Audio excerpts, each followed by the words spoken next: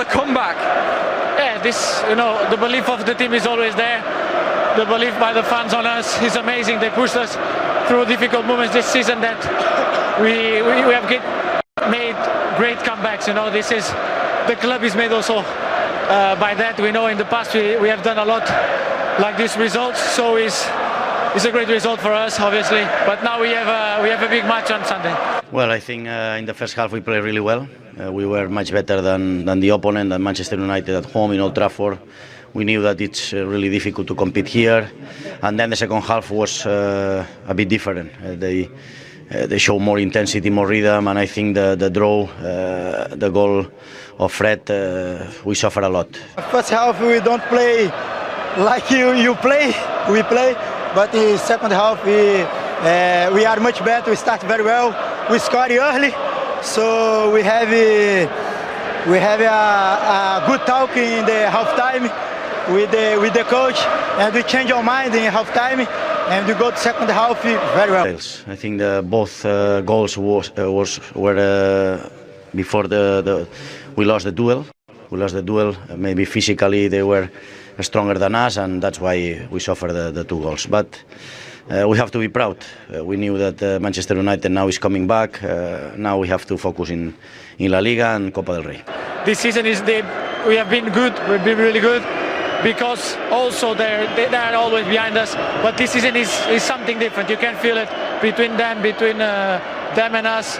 We have something special because they see that we are doing all we can to win games for them, and the push that they gave us. Just see, Old Trafford was bouncing.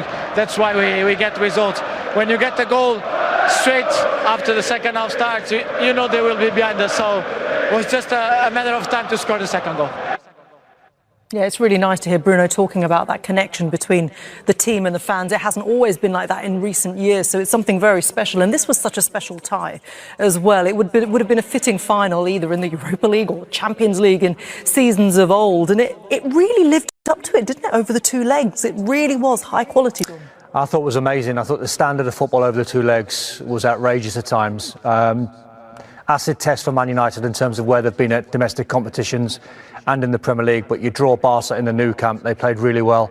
Tactically, I thought they were off in the first half. In truth, I thought the switch from playing Jadon Sancho as a number 10 and Bruno out to the right in a position where he's not used to being or he's not effective, but he changed it in the second half. But I think the connection, as you saw when they were coming off the pitch, that's something you can't buy, it's something you can't measure, but they fully deserve to go through. Yeah, I mean, do you think they fully deserve to go through over the 2 legs, Chris? Because there were times when their backs were against the wall at the Camp Nou as well. They were 1-0 down at half-time as well, but they're through. Yeah, and Bruno Fernandes talked about the belief from the fans, but the belief within the squad and the belief in the manager. And when the manager, he often makes changes, was really decisive at half-time. That was a key factor. I thought they were a little bit flat going forward in the first half, but quick to change things. And boy, did they change. Yeah, and that was key, wasn't it? And let's talk about that first half, because they did go a goal down, and it was a penalty taken by Robert Lewandowski, but we can see the challenge as well. Bruno Fernandes on Alejandro Balde. Soft pen done? I don't think it's a penalty. What I would say from Bruno Fernandes' point of view, being an experienced player, there's no need to put your hand around Balde in your own 18-yard box. There's that moment there, isn't it, where Balde turns his body just It's very, very soft. Doesn't it? Yeah, it's very soft, but don't put your hands on him. Don't give the referee the opportunity. I think the penalty from Lewandowski's not a good one. He hasn't got a brilliant record of taking penalties. And I think when you offer this sort of stuttered run-up, I think it puts you under more pressure, and he made life very difficult for himself, and he got lucky by finishing that. It's a weird one, isn't it? I mean, what do you make of that stuttered run-up? Because, you know, we've seen Bruno Fernandes himself do it as well, and I personally think it just makes it very nervy. I think some players are better than others. It doesn't necessarily seem to suit Lewandowski, but Bruno takes him pretty well doing that run-up. But That's very true. It still went in. Yeah. Job was done. It's almost like he's copied it, but he's, as you said, he's not good at it. Bin it. Bin it. Just do what you do well.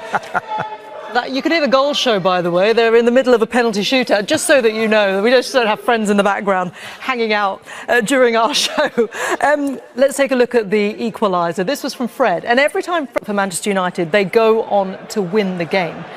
And this, Chris, as a striker, it's a beautiful finish. Yeah, it is. It's the pass from Bruno Fernandes who went into that number 10 position. You know, decisive change. Anthony off the right hand side. Fernandes in the 10 role. The weight of pass is brilliant. I've got to say, Fred's take is wonderful, and then he does get a bit lucky. That touch there into his path, and then he shins it in. I scored a few of them in my career, but that was right after half time, and that certainly put Barcelona on the back foot, and Manchester United had that momentum. Do you know what I like about the pass? I like the pass from Bruno Fernandes, being a midfield player, you know, wrapping that ball into Chris and wrapping it into Fred. You can trust your front man to get hold of it. You can trust Fred because of the form that he's in and how good he can be. I think he takes a bashing, I think, unnecessarily. I think he's a hard worker. He's a good player. And you see by the finish and how important it was. But the relationship between Bruno trusting his teammate by not playing a softball into him, really wrapping it into his back foot. Yeah. OK, well, let's take a look at the winner then. A super sub, Anthony, coming off the bench. And this also was a great finish, wasn't it? Yeah, I mean, the beauty of Manchester United in forward areas, they have so many options. I mean, the possibility of a foul from Bruno, I didn't think it was. But as it just sits there now, a lot of players would just lash at that and try and put the laces through it. But he composes himself beautifully, Anthony does. And he just feeds, he knows what he wants to do, and he just feeds the ball with the inside of his foot with a little bit of bend into the far corner. He knows where he wants to put it. He has to put the perfect angle. And that little bit of bend just does for Ter Stegen, and Sir Alex is happy. Yeah, he certainly is. And it's interesting with Anthony, because he's been a bit of a divisive figure since he's arrived at Old Trafford. A lot of fans not enjoying the showboating and lots of other things levelled against him as well. But moments like this, can they be turning points in your club career? They can, and I think that's testament again to the work that Erik ten Hag's doing. We talk about the chess battle that he won with Ronaldo. He had a mini one with Marcus Rashford, didn't he, when he was late for a meeting, so he dropped in for a game. The off-the-field work that he's done with Jadon Sancho mentally, to give him a rest and give him a break and allow him the time to come back. Then you've got to put that work in with players that you've just signed who are not in great form. Might take a little bit of time to adjust, but I think it's the style of Ten Hag. No, he doesn't throw any players under the bus. He manages them well. So he's obviously recognised that he's been out of form, so he's took them out the side. You get repaid by finishes like that. Yeah, you certainly do. And on Ten Hag's style, it's interesting because, you know, he has been able to improve the team around him. As you say, he had to sort of handle the Ronaldo situation, and he did that and showed his authority as well. He manages down very well. You know, he manages his team. But that earns him a lot of leverage with the people at the top.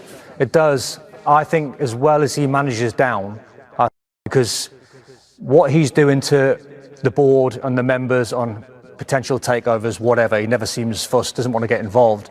But it's almost like the work that he's doing, he's managing up, because he then can go in the summer window, and if it's a Wout Weghorst for £2.5 million or £100 million player, the board trust him because of what he's doing with his players. I think it's a great sign for managers when their ability, not just buying players, is actually improving the players that you've got. And that's another thing that I see with Ten Hag. So managing the players on the pitch, but managing the board at the same time. It gives him plenty of clout, doesn't it? The performance level of the team. You go back, I think it was early October, they lost to Manchester City. It was humiliating, 6-3.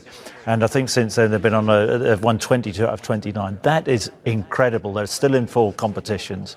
Who would have ever thought that? And that's a testament to getting the right coaching. Yeah, it certainly is. And they've got their first test on Sunday. Do you back them to lift their first trophy, Chris? Oh, do you back them? Newcastle have had that week off. Bruno's back for Newcastle. Yeah, I'm going to back Newcastle. Are you?